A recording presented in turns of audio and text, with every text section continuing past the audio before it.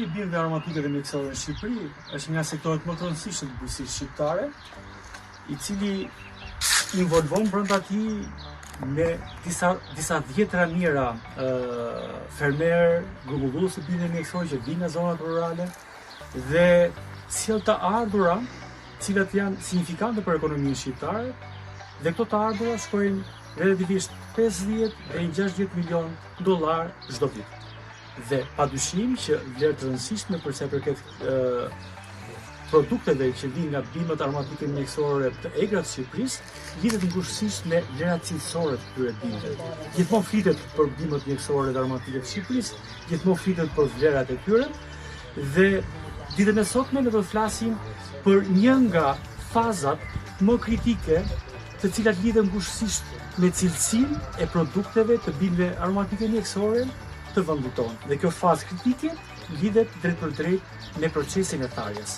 Procesi i tharjes është një nga momentet më të rëndësishme në gjithë zinxhirin e prodhimit të bimëve aromatike dhe mjekësore dhe vjen menjëherë pas procesit të pasvjedhjes të korrjes së bimëve aromatike dhe mjekësore. Ky proces në të vërtetë duhet të realizojë ruajtjen e gjithçka që ka të bëjë me vlerat e produkteve të bimëve aromatike mjekësore, uniformitetin, ngjyrën dhe çfarë është më rëndësishme, të ruaj standardet cilësore të produkteve të bimëve aromatike mjekësore.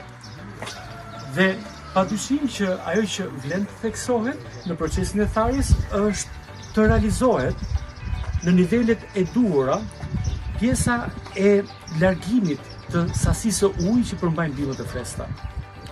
Tek lulet, tek produktet e bimëve mjekësore lule apo gjethe, sasia e ujit në brendësi të produktit freskët shkon në nivele shumë të larta. Për të marrë 1 kg masë të thatë të luleve apo të gjetëve të bimëve mjekësore, duhen domosdoshmërisht 4 apo 5 kg bimë freskëta. Që do thotë praktikisht në së pari duhet të realizojmë uljen e sasisë lagështisë, e cila shkon në nivele 8 deri në 12%.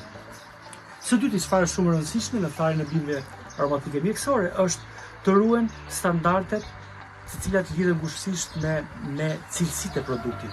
Standardet të cilat kanë lidhje me ngjyrën e produktit, që kanë lidhje me uniformizimin e produktit, që kanë lidhje me aromat e produktit, dhe çfarë është më e rëndësishme, standardet të cilat lidhen drejt për drejt me përbërësit cilësor brenda produkteve të bimëve aromatike mjekësore që janë duke tharë. Cili është standardi në Shqipëri?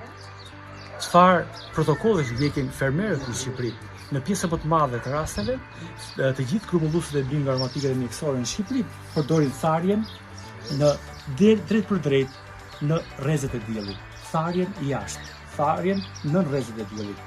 Tharja në fjalë ka rezultuar në vitet e fundit që të jetë shumë problematike.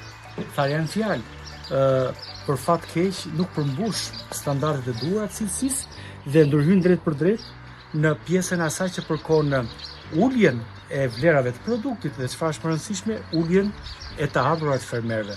Po cilat janë shkaqet që shkaktojnë këto probleme kur bimët mjekësore dhe aromatike thahen jashtë në diell?